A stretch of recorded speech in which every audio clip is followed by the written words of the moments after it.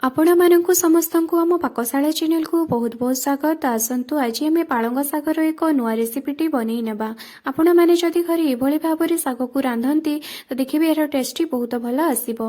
एथिपाई मु 2 मुठा हरड डाली को नै जाउची। आपण चाहिले हरड डाली बदले रे बुट डाली बा चना डाली मध्य यूज करि परिबे एवं आपण आपणक आवश्यक अनुसार डाली को नै जिबे।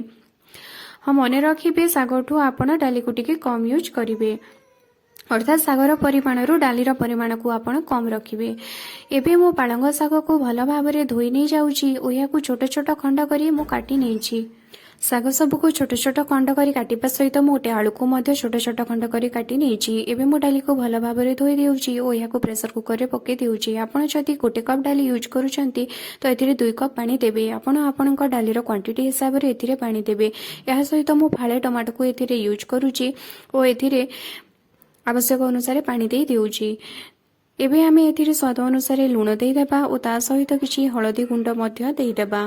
लूण और हळदी गुंड दे सारिबा परे आमे जो काटी के रखितिबा शाग सब को एथिरे पके देबा और पालंग शाग तक सब पके सारिबा परे आमे एबे एथिरे जो काटी के रखितिबा आलू से सब को पके देबा। ता सहित मो एथिरे फाळे बाइगण को मध्य काटी के नै जाउची और ताहाकू एथिरे पके देउची। ए सब को पके सारिबा परे आमे प्रेसर कुकर ढांकुणी दे देबा और यह गैस रे बसे कि प्रायतः 5 सीटी आसीबा पर्यंत छाड़ी देबा।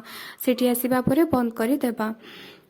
एबे आमे गोटे कड़ाई रे किछि धनिया एवं जीरा नै जिबा और ता सहित किछि दालचीनी नै जिबा। याकू भल भाबरे भाजी देबा। ए सब को भाजीबा परे याकू आमे हाथ रे दळी कि नहले कोनोसी एक जगह रे नै कि ताकू छेची कि याकू दरखंड भली गुंड करि नेबा।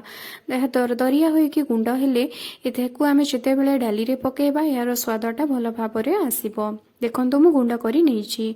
एबे आमे गोटे कड़ाई रे किछि तेल नै जिबा। सेथिरे किछि रसुण को देई देबा, सोरिष को दे देबा। ओहा फुटी आसीबा परे सेथिरे गोटे तेजपत्र पके देबा। ता सहित किछि छेचा अदा और छेचा रसुण को पके देबा और एह सब को भल भाबरे आमे भाजी नेबा। एह सब को ए पर्यंत भाजीबा जे पर्यंत कि एथिरु कंचा अंश तक बाहरी न जाइछि। एबे आमे एथिरे प्याज तक सब पके देबा। मु एथिरे गोटे प्याज को छोट छोट खंड करी काटी नेथिली।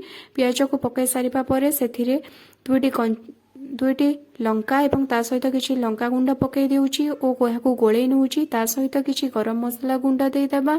आपण चाहिले एथिरे धनिया गुंड बा जीरा गुंड मध्ये नै पारिबे। ता सहित मु एथिरे किछि भृसंग पत्र को पके देउची। सबु मसला गुंड तक सब पके सारिबा परे एहाकू भल भाबरे गोळेई नेबा। एबे आमे एहा उपरे जो सिझिकी रखिथिबा डाली और शाग से सब को पकई देबा। ए सब को पकई सारिबा परे एहाकू फुटेई देबा 1 वा 2 मिनिट पर्यंत। एबे एहा ऊपर आमे जो जीरा और धनिया गुंड रखिथिले ताकू पकई देबा और गोळेई नेबा। हमर हेई गला शाग। एही भली भाबरे आपण थरे घरे निश्चय ट्राई करी देखंतु, बहुत भल लागिबो। एबे आमे एहाकू गोटे पात्र रे काढी नेबा और याकू आमे सर्व करिबा। एभली भाबरे आपण जदि रांधुचंती याकू भात किंबा रुटी सहित आपण खाई परिबे। यह देह पाई मध्य बहुत भल एवं छोटठू बड़ समस्ते याकू खाई परिबे। यार टेस्ट मध्य बहुत भल आसीबो। आपण घरे यहाँ थरे